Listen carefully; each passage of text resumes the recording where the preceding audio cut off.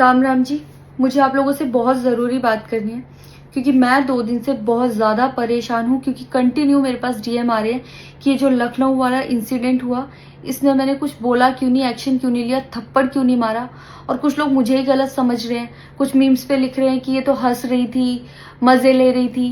कि पब्लिक में कोई मुझे ऐसे टच करके जाएगा उसमें मुझे खुशी होगी, मुझे मज़े आएंगे। सारी बात ये थी कि जब इनका सॉन्ग के लिए मेरे पास कॉल आया तो मैंने सारी चीज़ें क्लियर कर ली थी कि इसमें ऐसा वैसा कॉस्ट्यूम तो नहीं है, कोई डबल मीनिंग लाइन तो नहीं है और इसमें ऐसा वैसा सीन तो नहीं है। और मैं शूट पर गई, शूट पे सब कुछ नॉर्मल था, मुझे कोई प्रॉब्लम नहीं हुई। जब इन्होंने मुझे लखनऊ के इवेंट के लिए बोला तो मैंने हाँ बोल दिया क्योंकि मुझे शूट पर भी कोई प्रॉब्लम नहीं हुई थी। और जब मैं लखनऊ में गई, मैं स्टेज पर थी, मैं पब्लिक से बात करी थी, पवन सिंह जी ने मुझे बोला कि इधर कुछ लगा हुआ है। उससे थोड़ी देर पहले ही मेरी ड्रेस वो न्यू थी, साड़ी में नीचे टैग लगा रह गया था। तो मेरे दिमाग में आया कि शायद ब्लाउज का भी टैग लटक रहा होगा।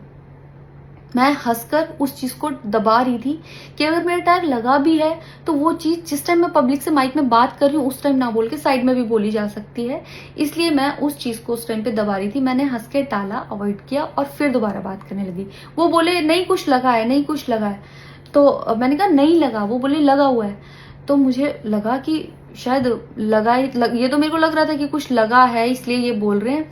और पर फिर भी मैंने हंस के वहां पे टाला, पब्लिक से अपनी बात कंप्लीट की। कंप्लीट करने के बाद जब मैं अपने टीम मेंबर से मैंने पूछा साइड में जाके कि कुछ लगा है, क्या लगा है, उन्होंने बोला कुछ भी नहीं लगा था। जब मैंने देखा मेरे सच में कुछ नहीं लगा था, तब मुझे बहुत ज्यादा बुरा लगा, गुस्सा आया और रोना भी आया।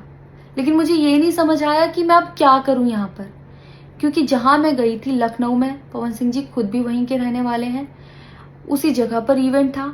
जितना वो क्राउड था वो सारा उनका फैन बेस था। उनको भगवान बोल रहे थे और भक्त बोल बोल के उनके पैरों में गिर रहे थे। वो उनका फैन बेस था, क्राउड था। तो मुझे समझ नहीं आया कि मैं क्या करूं। अगर मैं कुछ भी बोलती तो क्या वो लोग मुझे सपोर्ट करते।